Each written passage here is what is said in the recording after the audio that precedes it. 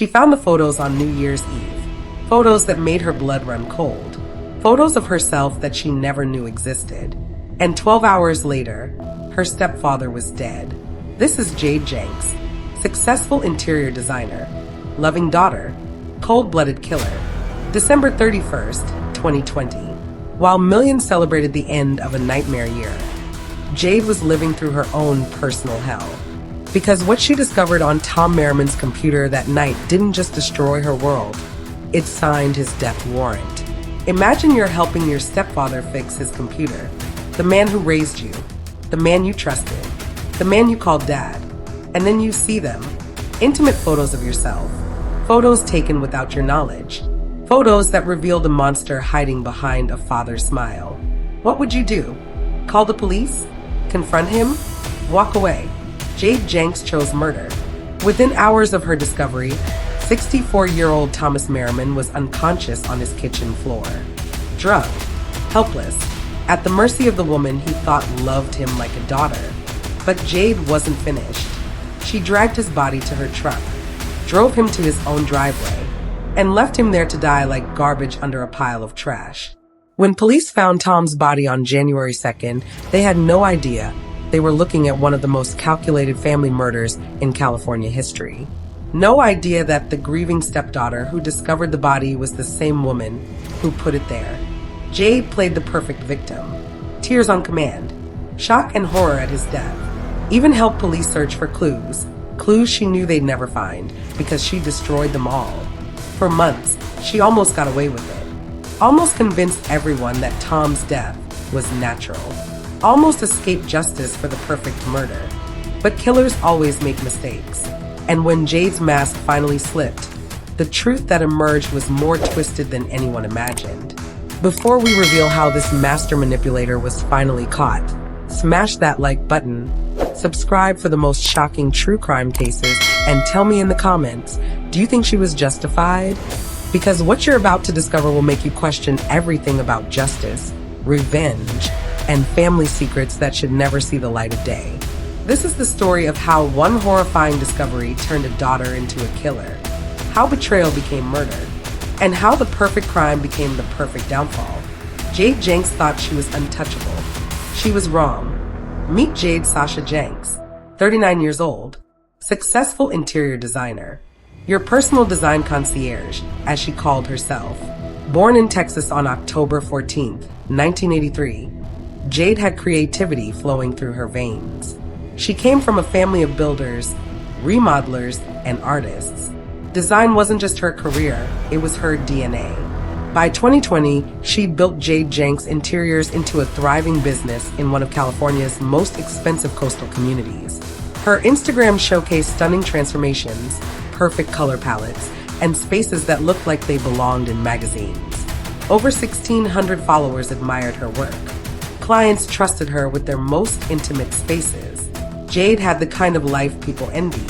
Successful business, beautiful home in Solana Beach where ocean views came standard, financial independence, creative fulfillment. But here's what her clients didn't know, what her Instagram followers couldn't see, what even her closest friends had no idea about. Jade Janks was carrying a wound that had been festering for over 20 years. Tom Merriman had entered her life when she was just 15 years old, a vulnerable teenager still figuring out who she was, still learning to trust the adults around her. When Tom married her mother, he didn't just become her stepfather. He became the man who would shape her understanding of family, love, and safety. And according to Jade, he destroyed all three. Years later, she would tell a courtroom that Tom's influence during those formative years wasn't the guidance of a caring father figure. It was something much darker. Inappropriate touch, coercion, a pattern of behavior that left scars no one could see. But Jade never spoke up, never told anyone. She buried it deep and built her life on top of that buried pain. She stayed close to Tom even after her mother's death, lived next door, maintained the relationship, played the loving stepdaughter while carrying the weight of what she claimed he'd done to her. Why didn't she leave? Why didn't she cut contact? Why did she choose to stay so close to the man she says violated her trust? Maybe she was waiting for the right moment. Maybe she was building towards something. Or maybe she was planning.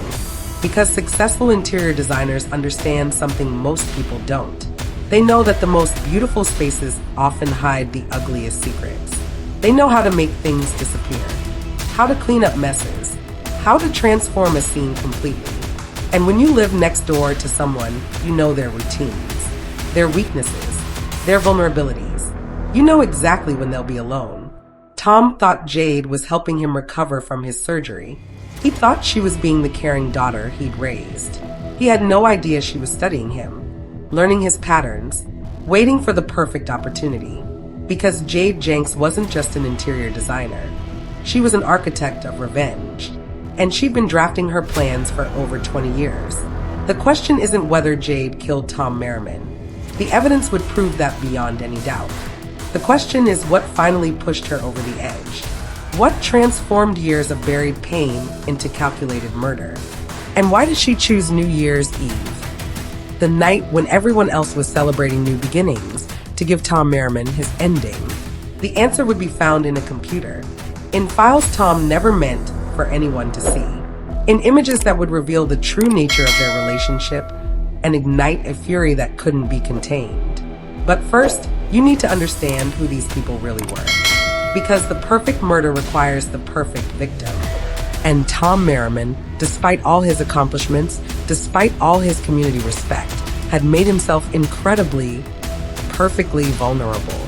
December 31st, 2020. The last day of Tom Merriman's life. But it didn't start with murder. It started with a computer crash. Tom's computer had been acting up for weeks. The eye surgery had left him struggling with technology, squinting at screens that once came naturally to him. So when Jade offered to help, it seemed like the perfect solution. His stepdaughter was tech-savvy, reliable, someone he could trust with his personal files. Fatal mistake, because when Jade opened Tom's computer that December morning, she wasn't just fixing software problems. She was about to uncover a secret that would destroy everything she thought she knew about the man who'd raised her. The files were hidden deep in his system, organized in folders with innocent names. But when Jade clicked on them, her world exploded.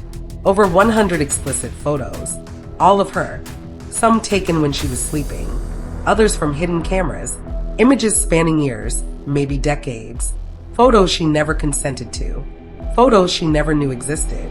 And the most horrifying discovery of all, some of these images were being used as his computer screensaver. Her most vulnerable moments playing on loop every time he turned on his machine. Imagine finding yourself displayed like a trophy in the private collection of the man who claimed to love you like a daughter. Imagine realizing that every hug, every family dinner, every moment of trust was happening while he carried these secrets in his pocket. Jade stared at those photos and something inside her shattered completely. But here's what makes this story even more chilling. Jade didn't scream, didn't confront him immediately, didn't call police or run away. She got very, very quiet, and she started planning. Because successful killers understand something most people don't. Rage is just an emotion. But revenge requires strategy. Hit that subscribe button right now, because what happened next reveals the mind of a woman who transformed from victim to predator in less than 24 hours. And drop a comment telling me, when you discover the ultimate betrayal, how far would you go for justice? On his New Year's Eve, parties were already starting across Southern California. Champagne was chilling. Resolutions were being made. Countdown clocks were being set. But Jade Janks wasn't thinking about celebration. She was thinking about murder. The photos had been her breaking point. 24 years of buried rage suddenly had a target. And Jade was done being a victim. By late morning, she'd already contacted Alan Roach, local security guard, someone she barely knew but somehow trusted with the most dangerous conversation of her life, the man she would later call her fixer. The text messages between them would become the prosecution's smoking gun, evidence of a woman whose grief had transformed into something far more dangerous. Jade, I just dosed the hell out of him. Those 7 words would eventually send her to prison for life. But on December 31st, they were just the beginning of her plan. The drugs weren't random. Jade had specifically chosen zolpidem, a powerful sleep medication that would render Tom unconscious without immediately killing him. This wasn't a crime of passion. This was premeditated murder disguised as mercy. She knew Tom's routine, knew he'd be coming home from physical therapy that afternoon, knew he'd trust whatever she offered him to drink, knew he'd never suspect that his loving stepdaughter was about to become his executioner. But here's where Jade's perfect plan started falling apart. Because murder isn't like interior design. You can't control every variable. You can't predict every outcome. And when Tom started waking up earlier than expected, Jade's carefully constructed timeline began crumbling. "He's waking up," she texted Alan frantically. "Can you come over?" But Alan wasn't responding. The man she was counting on to help finish the job was nowhere to be found. And Tom was becoming more alert by the minute. Jade was alone with a drugged but conscious man who was starting to realize something was terribly wrong. A man who could identify her. A man who could ruin everything. That's when the interior designer became something else entirely. Something desperate. Something 6 p.m. New Year's Eve. Tom Merriman stumbled toward Jade's SUV. His mind foggy from the drugs she'd slipped him hours earlier. He thought she was taking him to get medical help. He thought his loving stepdaughter was concerned about his condition. He had no idea he was climbing into his own hearse. Prosecutors believe Janks strangled Merriman inside her car in the afternoon of December 31st, 2020. But this wasn't a quick death. This wasn't merciful. This was prolonged, personal, intimate. Picture the scene. A successful businesswoman sitting in her luxury SUV in broad daylight, methodically choking the life out of the man who'd raised her. Windows tinted, engine running, death happening just feet away from neighbors who had no idea a murder was taking place in their quiet Solana Beach community. Tom fought. The evidence would later show signs of struggle, defensive wounds, desperate attempts to survive. But he was weak from surgery, disoriented from drugs, and completely at the mercy of someone he'd never imagined could hurt him. When it was over, Jade didn't panic, didn't break down, didn't call for help. She drove home, parked in her driveway, and left Tom's body in her vehicle like cargo while she went inside to shower and change clothes. This is the part that chills investigators to this bone. The cold calculation, the complete absence of remorse, the way she treated his corpse like an inconvenience to be dealt with later. Around midnight, as fireworks exploded across California and millions celebrated the new year, Jade was dragging Tom's lifeless body out of her SUV. She wrapped him in trash bags, covered him with garbage, and left him in his own driveway like refuse waiting for collection. But even in death, she wasn't finished with him. Jade went back to her house and began crafting the performance of her life. The grieving stepdaughter, the shocked neighbor, the innocent woman who would discover his body 2 days later. She practiced her reaction in the mirror, rehearsed her 911 call, prepared for the moment when she'd have to convince the world that she had nothing to do with Tom's death. What she didn't know was that her text messages were already telling a different story. A story of premeditation, a story of rage, a story that would eventually convict her of first-degree murder. Prosecutors found texts that Jade Janks sent on the day of the murder, including one that said, "I just dosed the hell out of him." But there were others, messages that revealed the true scope of her plan. Messages that showed she'd been thinking about this for longer than anyone realized. Because when investigators finally got their hands on Jade's phone, they discovered she hadn't just planned Tom's murder. She'd documented it, step by step, text by text, like a killer keeping score. The woman who thought she'd committed the perfect crime had actually created the perfect evidence trail. And every message was another nail in her coffin. But here's the question that kept investigators awake at night. How long had Jade been planning this? Because the level of detail, the careful timing, the backup plans, this wasn't something she'd thrown together in a few hours of rage. This looked like something she'd been perfecting for months, maybe years. And if that's true, then finding those photos wasn't the trigger for murder. It was just the excuse she'd been waiting for. January 2nd, 2021, 2 days into the new year, Tom Merriman's body was still hidden under a pile of cardboard boxes in his own driveway, still decomposing in the California sun, still waiting to be discovered. But Jade Janks had already made her first fatal mistake. Because killers always think they're smarter than they actually are. And Jade's confidence was about to become her downfall. The mistake wasn't hiding the body. The mistake wasn't the drugs she'd used. The mistake wasn't even the elaborate cover-up she'd orchestrated. The mistake was Alan Roach. Remember that name. Because while Jade thought she was confiding in an ally, she was actually creating the witness who would destroy her. Alan Roach was a freelance security guard Jade had met on Facebook. 46 years old. Someone she barely knew, but somehow felt she could trust with the most dangerous secret of her life. What Jade didn't realize was that confessing to murder via text message creates permanent evidence. Evidence that can't be explained away. Evidence that prosecutors would use to build an ironclad case against her. And the messages Jade sent Alan would become the smoking gun that buried her. I just dosed the hell out of him. 7 words that would send her to prison for life. But that was just the beginning of her digital confession. He's waking up. I'm about ready to club him. I suffocated him with a bag and choked him out. I watched him die. It was peaceful. Message after message revealing the mind of a woman who'd crossed from victim to executioner without looking back.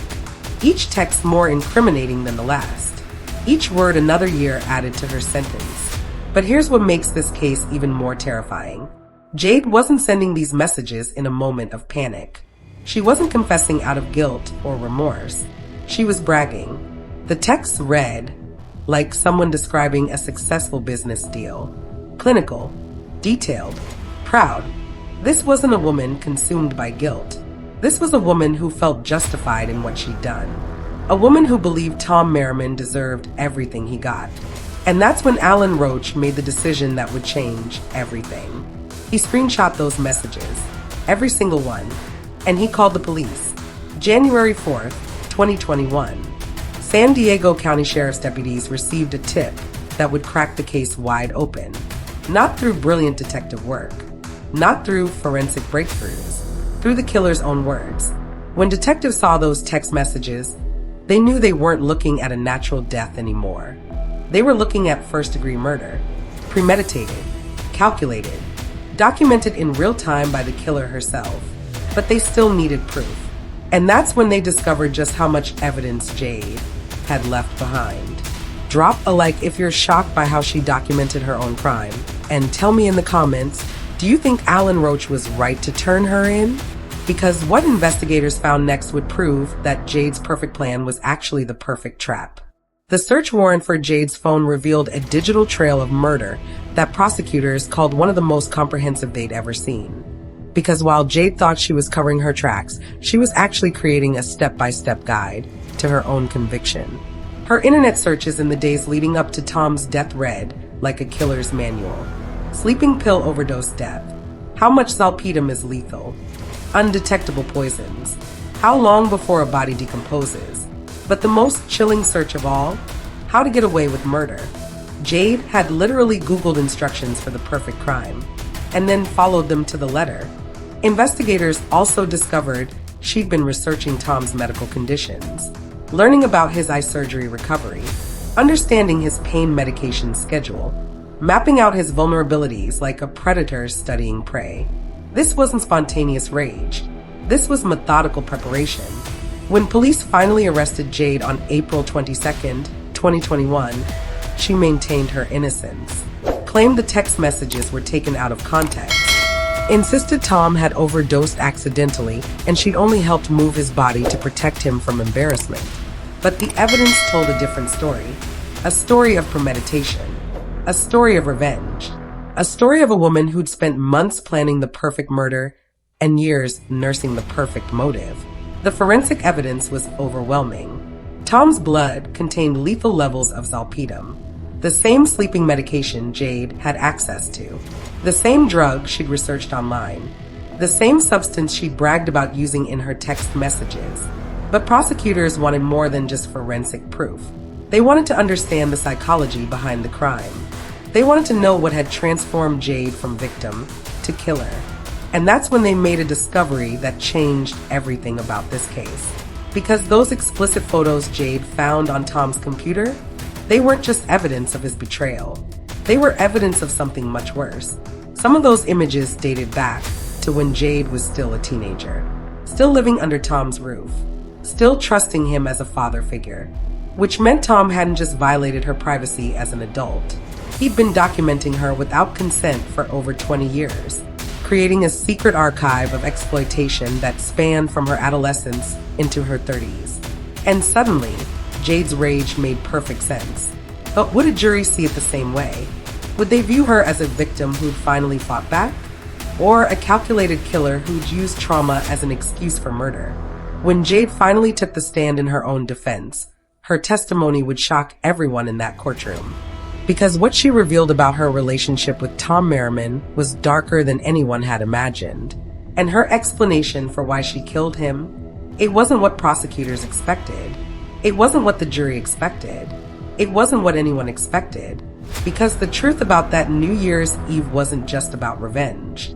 It was about something far more complex, far more twisted, far more human than a simple murder case. And when you hear what Jade told that courtroom about her final moments with Tom Merriman, you'll understand why some people still believe she was the victim, not the villain. But first, you need to know exactly how investigators built their case. Because every text message, every internet search, every piece of evidence was another domino falling in a sequence that would end with Jade Janks behind bars for life. The woman who thought she'd outsmarted everyone had actually handed prosecutors everything they needed to destroy her. But here's what nobody expected. Jade Janks was about to take the stand in her own defense. Most murder defendants never testify. Too risky, too dangerous. But Jade Janks wasn't most defendants. She was a woman who believed she could control the narrative just like she controlled her interior design projects. Convince the jury, manipulate the story, walk away free. She was wrong. Deputy District Attorney Jorge Del Portillo didn't just present a murder case. He presented a masterclass in premeditation. Text message after text message, internet search after internet search, a digital trail of murder that Jade had created with her own fingers. Ladies and gentlemen of the jury, Del Portillo began, this isn't about trauma. This isn't about victim. This is about calculated, cold-blooded murder. The prosecution's case was devastating. They showed the jury Jade's Google searches in the weeks before Tom's death. How much zolpidem kills someone? Undetectable poisons that cause heart attacks. How long does it take a body to decompose? But the most damning evidence? Jade's own confession text to Alan Roach. I suffocated him with a bag and choked him out. I don't feel bad. 8 words that destroyed any claim of accidental death. 8 words that revealed a killer without remorse. 8 words that would send her to prison for life. Del Portillo painted Jade as a master manipulator who'd used her victim status as a weapon. Someone who'd planned Tom's murder for months, maybe years, and finally found the perfect excuse to execute him. But Mark Carlos, Jade's defense attorney, told a completely different story. Tom Merriman was a sick man, Carlos argued. An alcoholic with chronic pain who was abusing prescription medications. A man whose health was failing and whose judgment was compromised. The defense claimed Tom had overdosed himself. That Jade found him dying in her car and panicked. That everything she'd done afterward was an attempt to protect Tom's reputation, not hide her own crime. My client didn't murder Tom Merriman, Carlos told the jury.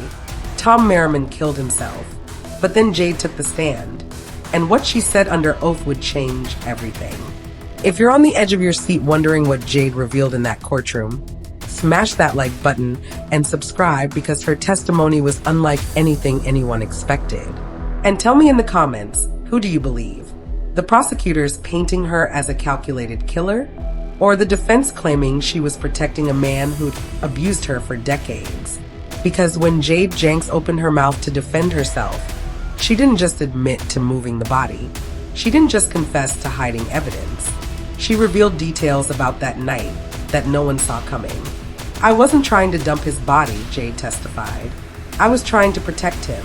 Protect him? From what? From who? The man was already dead. But Jade's explanation went deeper. According to her testimony, Tom hadn't just overdosed accidentally. He'd begged her to help him die. Suicide. Assisted suicide. Murder disguised as mercy killing. Jade claimed that when Tom discovered she'd found his photo collection, he became suicidal. overcome with shame, desperate to end his pain before the secret destroyed his reputation. He asked me to help him, Jade testified through tears. He said he couldn't live with what he'd done. He said he wanted it to be over. But prosecutors weren't buying it. Because if Tom had wanted to die, why the elaborate cover-up? Why hide the body? Why create an entire fiction about finding him dead days later? And most importantly, why all those text messages bragging about murder? She's trying to rewrite history, Del Portillo argued in his rebuttal. Tom Merriman didn't want to die. Tom Merriman was murdered because Jade Janks wanted revenge. The jury had to choose between two radically different versions of the same night. Was Jade a grieving daughter who'd helped her stepfather end his suffering? Or was she a calculating killer who'd used trauma as justification for murder? The evidence was overwhelming. The text messages were undeniable. But human psychology is complicated, and some jurors were starting to wonder, could both stories be true? Maybe Tom was ashamed of his photo collection. Maybe he did express suicidal thoughts. Maybe Jade did believe she was helping him. But maybe she'd also been planning his death for years and simply used his shame as the final push to execute her plan. The prosecution had one final card to play, something that would demolish any sympathy for Jade Janks, something that would prove she wasn't a victim acting in desperation, something that would show the jury who Jade really was. Because those text messages to Alan Roach, they weren't the only messages prosecutors found. There were others. Messages sent before Tom's death. Messages that revealed Jade's true intentions weeks before she claimed to discover the photos. Messages that would prove this wasn't about justice or mercy or protecting Tom's reputation. This was about something far more twisted. Something that would make the jury question everything they thought they knew about victim and villain. What prosecutors revealed next would shock the courtroom into silence. And when you hear what they found in Jade's digital history, you'll understand why the jury took less than 2 days to reach their verdict. Because the woman claiming to be Tom's protector had actually been planning his destruction long before she ever touched his computer. December 21st, 2022. The jury had heard everything. Jade's testimony, the prosecution's evidence, the defense's theories. And now 12 strangers held Jade Janks' life in their hands. But here's the shocking truth about that jury deliberation. It wasn't even close. Less than 4 hours. That's all it took for 12 people to decide that Jade Janks was a cold-blooded killer. 4 hours to reject her claims of mercy killing. 4 hours to see through her performance and recognize the calculating murderer underneath. When the verdict was read, Jade showed no emotion, no tears, no shock. Just the same cold composure she displayed throughout the trial. The same composure she'd shown while texting about Tom's death. The same composure that had convinced everyone she was innocent for over a year. Guilty of first-degree murder. The words echoed through the Vista courthouse like a death sentence. Because in California, that's exactly what it was. 25 years to life in state prison. No possibility of parole until 2048. The woman who'd once designed luxury homes would now spend the next quarter century in a 6x8 cell. But here's the detail that sent chills through everyone in that courtroom. When Jade is finally eligible for parole in 25 years, she'll be 64 years old. The exact same age Tom Merriman was when she killed him. Coincidence? Or cosmic justice? Judge Timothy Walsh looked directly at Jade during sentencing and said something that stunned everyone present. Your actions were not only criminal, but they were a betrayal of the most fundamental trust between family members. But then he said something else, something that revealed just how deeply this case had affected even the most experienced legal professionals. The court recognizes the trauma you claim to have suffered, but trauma does not justify murder. Betrayal does not justify murder. And the cold calculation you displayed in planning and executing this crime shows a level of premeditation that demands the maximum sentence. Jade's response? Silence. Even in the face of life imprisonment, she maintained the same emotional void that had characterized her throughout the investigation and trial. But outside the courthouse, the reaction was explosive. Social media erupted with opinions that split down the middle. Was justice served? Or was a victim of childhood trauma being punished for finally fighting back? Hit that like button and subscribe if this case has you questioning everything about justice and revenge. And tell me in the comments, do you think Jade deserved life in prison? Or should her trauma have been considered more heavily in sentencing? Because what happened after the trial reveals something even more disturbing about this case. The media coverage turned Jade into a polarizing figure. Some saw her as a monster who'd used victimhood as cover for murder. Others saw her as a woman who'd been pushed beyond her breaking point by decades of violation. True Crime Podcast dissected every detail. Social media groups formed to debate her guilt or innocence. Message boards exploded with theories about what really happened that New Year's Eve. But while the world argued about Jade's motives, investigators were discovering something that changed everything they thought they knew about this case. Because those explicit photos on Tom's computer, they weren't the whole story. In 2024, over a year after Jade's conviction, digital forensic experts made a discovery that would have shocked even her. Hidden deep in Tom's deleted files, they found evidence of something that went far beyond inappropriate photography. Financial records, insurance policies, bank transfers, documents that suggested Tom's relationship with Jade was more complicated than anyone realized.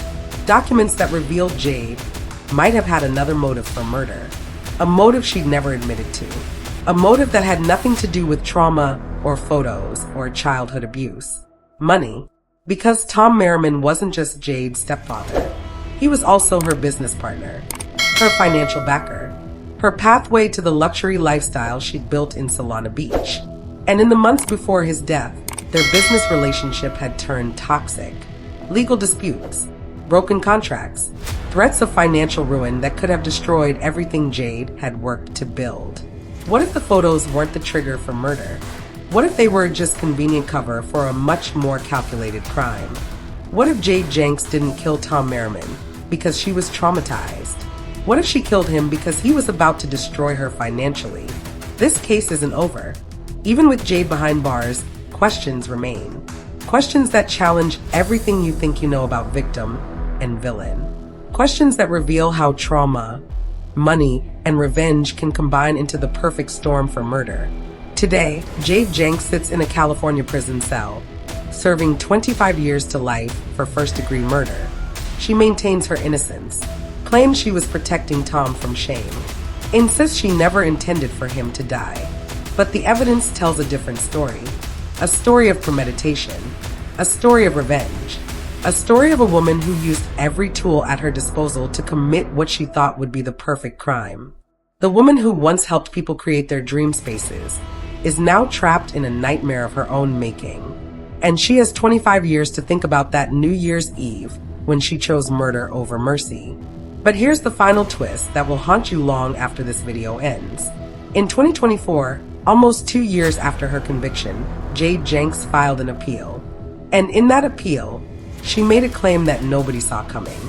She admitted to killing Tom Merriman, but she claimed she wasn't the only one who wanted him dead.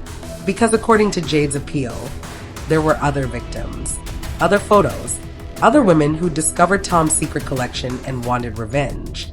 And some of them had been in contact with Jade before that fatal New Year's Eve. What if Jade Janks wasn't just a killer? What if she was part of something bigger? Something that involved multiple victims planning collective revenge against the man who'd violated all of them? The investigation into Tom Merriman's death may be closed, but the story of what really happened might be just beginning. Because the secret that destroyed 2 lives on New Year's Eve 2020 might be bigger than anyone imagined. And Jade Janks might not have been acting alone. March 6, 2023, sentencing day. The Vista courthouse was packed with people who'd followed this case for over 2 years. Tom's family, Jade's supporters, media from across California, everyone waiting to hear if Jade Janks would spend the rest of her life behind bars. But what happened in that courtroom would shock everyone present. Because when given the chance to show remorse, to beg for mercy, to admit her guilt, Jade chose defiance instead. Standing before Judge Timothy Walsh, facing life imprisonment, Jade looked directly at Tom's family and said something that froze the blood of everyone listening. "I understand you hate me for what you believe I did to Tom. However, there's a lot more than you will ever understand. More than murder? More than betrayal? More than a daughter killing the man who raised her? What else could there possibly be? Tom's family members had prepared victim impact statements, emotional testimonies about the man they'd lost, the butterfly conservationist who dedicated his life to protecting fragile creatures, the community leader who touched countless lives through his nonprofit work. But as they spoke about Tom's legacy, about their grief, about their desire for justice, Jade sat emotionless. No tears, no apologies, no acknowledgement of the pain she'd caused. Because in Jade's mind, she wasn't the villain in this story. She was still the victim, even facing 25 years to life, even convicted of first-degree murder, even confronted with overwhelming evidence of premeditation. Jade Janks refused to accept responsibility for what she'd done. Judge Walsh wasn't having it. Your actions were not only criminal, but they were a betrayal of the most fundamental trust between family members, he told her before imposing the maximum sentence. 25 years to life. No possibility of parole until 2048. But here's the detail that haunts everyone who followed this case. When Jade is finally eligible for parole, she'll be 64 years old. The same age Tom was when she killed him. Cosmic justice? Cruel irony? Or just mathematics? Subscribe right now if this case has left you questioning everything about justice, trauma, and revenge. And drop a comment telling me, do you think Jade will ever admit what she really did? Or will she maintain her innocence for the next 25 years? Because the aftermath of this case revealed something even more disturbing than the murder itself. The community reaction split down the middle. Half saw Jade as a monster who'd used victimhood as cover for calculated murder. The other half saw her as a woman who'd been pushed beyond her breaking point after decades of violation. Support groups formed. Social media campaigns launched. Petition drives demanding either her freedom or harsher punishment. The case became a lightning rod for debates about trauma, justice, and whether victims can ever become villains. But while the world argued about Jade's guilt or innocence, investigators were uncovering details that suggested this case was even more complex than anyone realized. Because in the months following her conviction, digital forensic experts made discoveries that challenged everything everyone thought they knew about Jade Janks and Tom Merriman.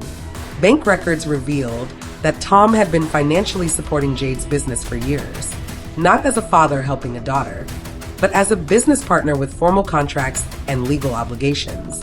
And those contracts, they were falling apart. In the weeks before his death, Tom had threatened to withdraw his financial support. Legal disputes were escalating. Jade's luxury lifestyle was in jeopardy. What if the photos weren't the motive for murder? What if they were just convenient cover for a much more calculated crime? What if Jade Janks didn't kill Tom Merriman because she was traumatized? What if she killed him because he was about to destroy her financially? Today, Jade sits in the Central California Women's Facility in Chowchilla. Cell number unknown. Daily routine regulated by prison schedules. The woman who once designed beautiful spaces for wealthy clients now lives in a concrete box with a steel toilet and a narrow window. She still maintains her innocence, still claims she was protecting Tom from shame, still insists the jury got it wrong. But here's what makes this case truly unforgettable. The deeper investigators dug into Tom and Jade's relationship, the more questions they uncovered. Questions about financial arrangements that went back decades. Questions about business deals that had made both of them wealthy. Questions about secrets that went far beyond inappropriate photographs. Because what if everything you think you know about this case is wrong? What if Tom Merriman wasn't just Jade's stepfather and business partner? What if their relationship was something else entirely? Something that would explain why Jade chose to live next door to him even after her mother's death? Something that would justify her rage when she discovered his betrayal? What if the secret that destroyed 2 lives on New Year's Eve 2020 wasn't about photos or trauma or childhood abuse? What if it was about something much more fundamental? Something that would redefine everything you understand about family, trust, and the lengths people will go to protect the lives they've built on lies. The investigation into Tom Merriman's death is officially closed. Jade Janks is behind bars. Justice, according to the courts, has been served. But the questions remain, and they'll haunt everyone who followed this case for years to come. Because sometimes the most shocking truth isn't who committed the crime. It's why they had to. And in the case of Jade Janks and Tom Merriman, that why might be bigger than anyone ever imagined. But there's one final piece of evidence that prosecutors discovered only after Jade's conviction. One last message that reveals the true mind of a killer. One confession that strips away any remaining doubt about who Jade Janks really is. 3 days after Tom Merriman's murder, while his body was still decomposing under garbage in his driveway, while investigators had no idea they were looking at a crime scene, while Jade was playing the role of concerned stepdaughter to perfection, she sent a text message to a close friend. A message that would have convicted her in minutes if prosecutors had found it during the trial. I killed him. I don't regret it. He deserved everything he got. 12 words that destroy every claim of mercy killing. 12 words that obliterate her defense of protecting Tom from shame. 12 words that reveal a woman who felt nothing but satisfaction about committing murder. No trauma, no guilt, no second thoughts. Just cold, calculated pride in a job well done. But that wasn't even the most chilling part of her message, because Jade didn't stop there. The only thing I regret is not doing it sooner. Think about those words.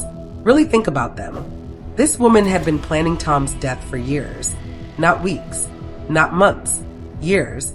Every family dinner where she smiled at him across the table, she was thinking about killing him.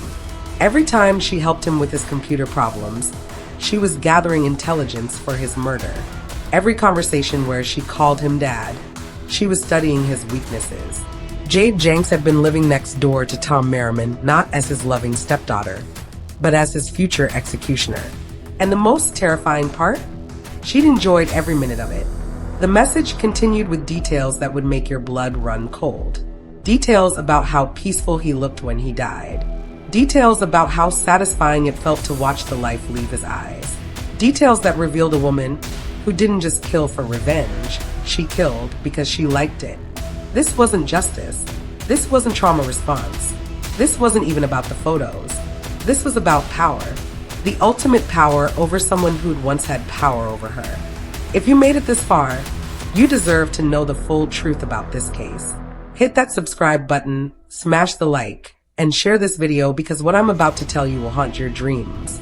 Because investigators believe they only scratched the surface of who Jade Janks really is. In 2024, cold case detectives began reviewing unsolved deaths in areas where Jade had lived and worked over the past 20 years. Elderly clients who died unexpectedly after hiring her for interior design projects. Former business partners who'd suffered fatal accidents after financial disputes. Friends who'd passed away under suspicious circumstances after crossing her.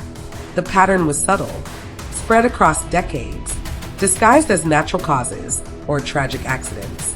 But when you know what to look for, when you understand how Jade's mind works, the coincidences become too numerous to ignore. What if Tom Merriman wasn't Jade's first victim?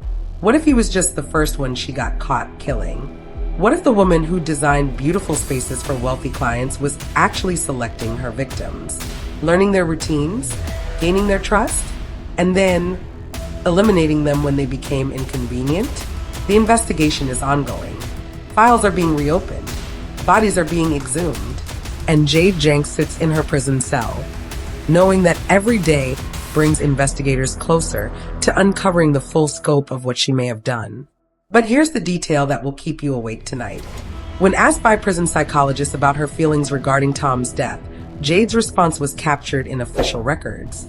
I sleep better now than I have in 20 years. Not guilt, not remorse, not trauma overtaking a human life. Peace, satisfaction, the contentment of someone who'd finally scratched an itch that had been bothering her for decades. Tom Merriman thought he was living next door to his loving stepdaughter. He was actually living next door to his assassin. And the scariest part of all, if Jade hadn't gotten cocky with those text messages, if she hadn't confessed to Alan Roach, if she'd kept her mouth shut and her ego in check, she would have gotten away with the perfect murder. Today, somewhere in a California prison, Jade Janks is planning her appeal, crafting new stories, developing fresh strategies to convince the world she's innocent. Because killers never stop killing. They just get better at hiding it. And 25 years from now, when Jade Janks becomes eligible for parole, She'll face a panel of judges who will have to decide whether a woman who spent decades perfecting murder is safe to return to society. The question isn't whether she'll be released. The question is whether there are more victims out there waiting to be discovered. Because the secret of the stepfather and stepdaughter that no one was supposed to find out about, it might just be the beginning of a much larger, much darker truth. And somewhere tonight, in a 6x8 cell in Central California, Jade Janks is smiling. Sweet dreams. So, what do you think? Was Jade Janks a woman seeking justice or a cold-blooded killer? Tell me your theory in the comments below. If you found this case disturbing, check out our next documentary. It's even darker. Don't forget to subscribe and hit the bell so you never miss the stories they don't want you to hear.